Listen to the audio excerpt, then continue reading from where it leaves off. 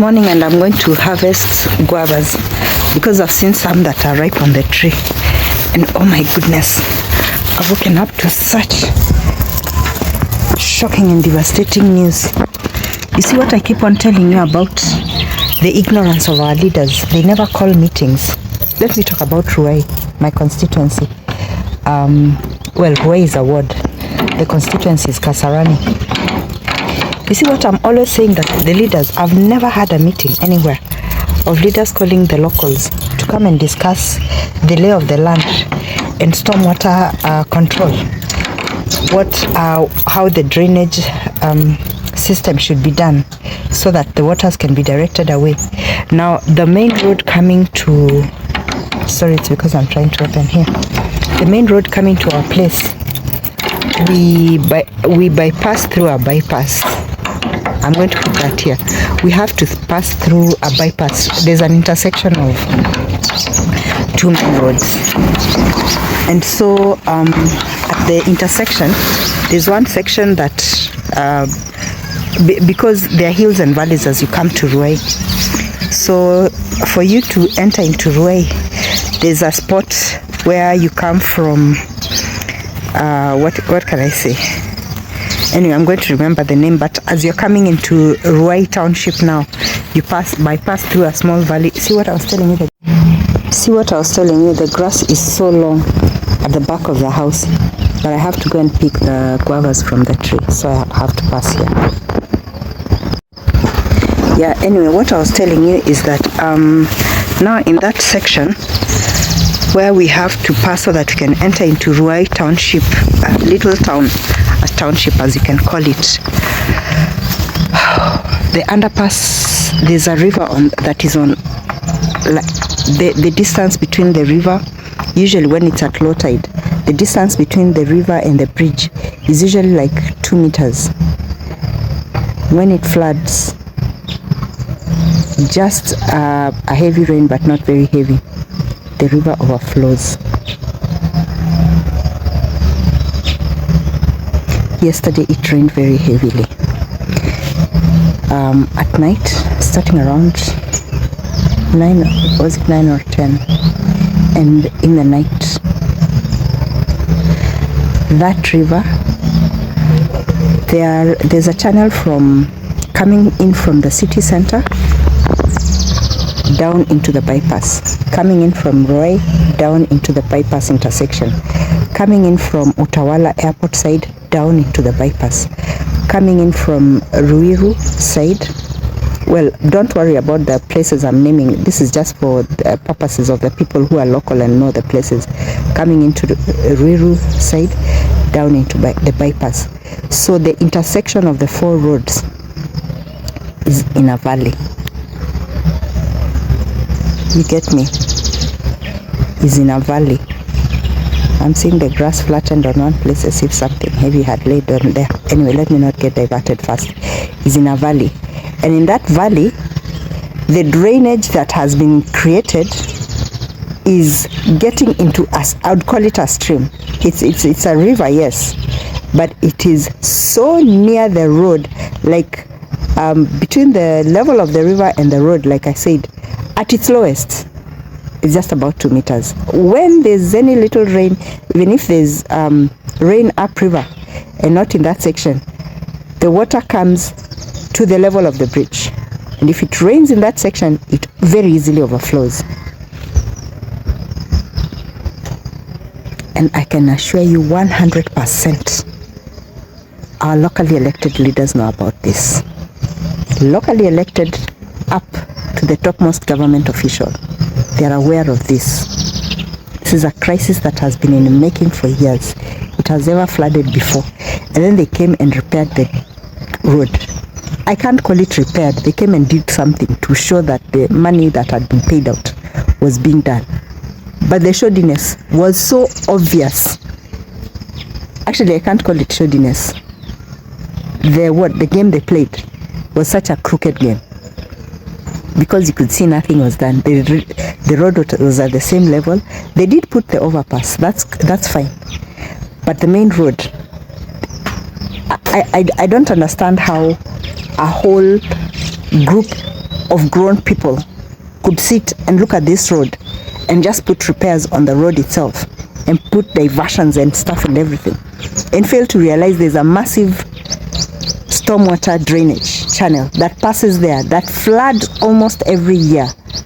And I mean the whole intersection, water flooding, so that people in buses, which are the highest vehicle that you can think of, have their feet in water, have sometimes almost the waist in water.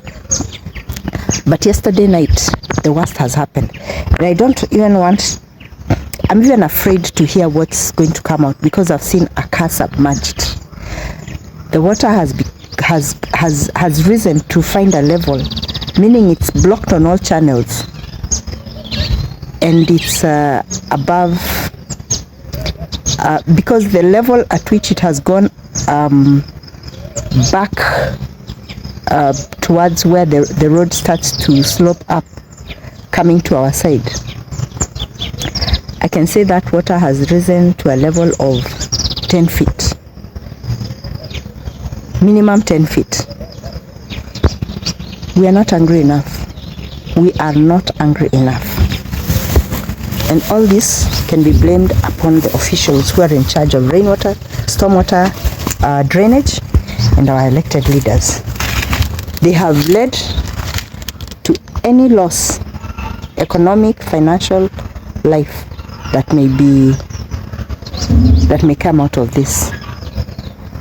And sincerest condolences to the families of any people we may discover might have lost their lives in that. It's very sad. This is what I'm looking at. Looks like something landed there. And it's not a flood. It can't be a dog.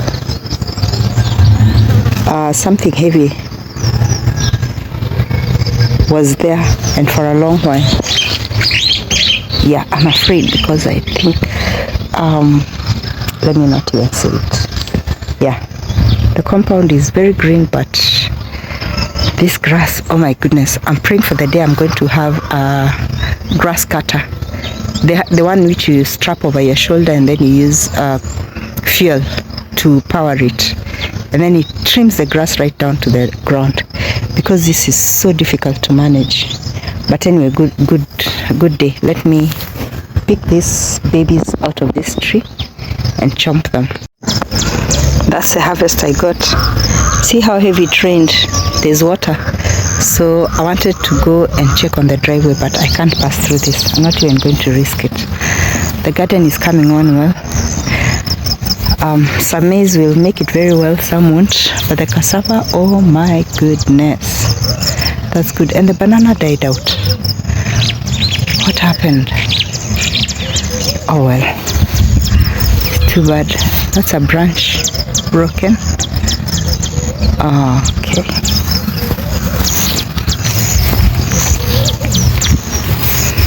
That rain was so heavy. The water is, the ground is still waterlogged. It's very rare in Ruai to find the ground waterlogged. That means the rain was very, very, very heavy. You see how overgrown the compound is? And I'm not even very worried about it and bothered, because I know the rains are so heavy. And once it's cleared, it's going to get all clean. But they are coming on so steadily and so heavily and so fast. I can't catch up with the number of times I need to get someone to come in here and slash. So yeah, it's going to be slashed sometime this week, cleared sometimes this week, finances allowing. But in the meantime, I'm just happy for the crops that are growing. Yeah, you have to control only what you can, and what you can't, you leave it. I removed the baby banana from here, and look how bright it has shot. Is it that one? How bright it has shot up. No, it's not that one. Is it? No. It's a little one right in the corner. Let's see if you can see it. Oh, this one is that's the one that was given by my friend. That one. That's the one that I planted. Yeah, I cut off the stem so that I could give it opportunity, not planting it with all the leaves and everything like that one, so that it could, when you cut a banana the top off and replant it, it grows just well, so it's just going to pick up very well, no problem.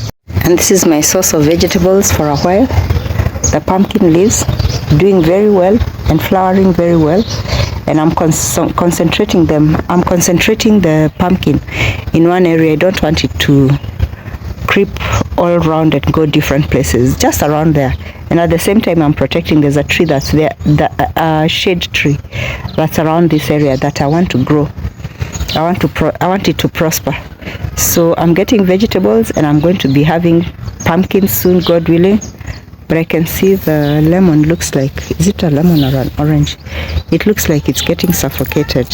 I can see the leaves are yellowing. Oh, because of lack of sunshine. Okay, so I'm going to come and deal with that later and give it opportunity to grow. That's the situation outside my house. You see the water is still flowing. That shows you how heavy the rain was. Meaning that upstream, there's water still draining all the way from Utawala and the river that once got blocked. Yeah, this is what happens when you block waterways. If the water is still draining now, and it stopped raining several hours ago, but thankfully this place nearer the small gate to my house, the water has reduced, but you can see obvious signs that it was flowing at night. There was water, it was flowing, but it stopped flowing. It's even difficult for me to walk. Yeah, it was flowing, but and it was flowing. The flow was wide. You can see that, but it stopped flowing at some time, probably towards the morning. You can see how the grass is lying. So if it was flowing a width around this area, it was a width of about 10 feet, 10 to 12, 13 feet. You can imagine how heavy that rain was. I'm still shaken by those photos and videos going around about that flooded bypass. Like, I'm so afraid. I'm so afraid for people who might have been coming home, who might have been going out, who might have been entering into the roadway without knowing, or just thinking they can. Usually people drive over that river.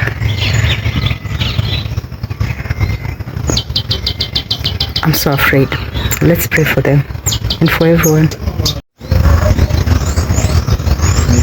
I'm listening to somebody passing by, and he's saying 2 lorries have been swept away and 2 buses. Oh Jesus. You see, I wasn't fearing for nothing. He's saying that 2 lorries have been swept away and 2 buses. What I'm saying, the time that it happened, oh Lord, have mercy. Oh gosh, I'm so afraid.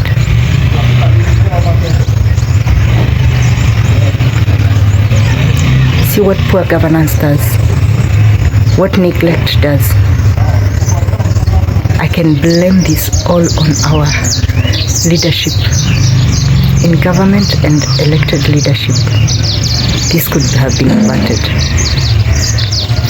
So when you see me making videos every day decrying the fact that we don't have proper drainage, that we are not having consultative meetings about stormwater channeling, even at the local level, at the most basic level, I mean it with all the seriousness with which I do this, because I can foresee it will bring a problem, a catastrophe, and this is a catastrophe. And even at estate level, I keep on saying, these children are bypassing the same roads, and some of them are coming in early in the morning. Young children, as young as 7 years, their parents don't know what has happened in the night, and who knows what might happen. You see, when leaders neglect to do what they're supposed to do, because those monies are being diverted somewhere, we have enough monies being distributed by government for infrastructural development, for stormwater drainage, what management. And why do you have roads that do not have drainages? It's very common here in Ruai because we are doing it ourselves and there's nobody to supervise. Why must things happen so that we wake up? This is such a bad call to action, such a horrible call to action, that why would you wait for disaster to happen? Because now I know what's going to happen. You're going to hear very many cries, oh, we are going to do this, we are going to repair this, we are going to have this sorted immediately, we are going to make sure that this is seen to. People are going to rush probably to give donations. Leaders, that is political leaders, and government workers, and government itself, let me not even say government workers. Now is when they're going to come up, we're going to buy coffins, we're going to do. This is totally uncalled for. You're supposed to take action before disaster happens. Oh my Lord. Oh God, have mercy. And this is why I say we must name and shame. Until we name and shame, and we must take action. Speak out for what you see in your community is not going well. And I will never talk positively about my elected leaders. They are rubbish. They're just playing games and putting money in their pockets. And I have absolutely no fear in saying that I have no faith in politicians. It doesn't matter. The few politicians who are working, we can see their work. The rest are just playing games with us and finding opportunities to pocket. Even this might become somebody's opportunity now to pocket the funds that might be given.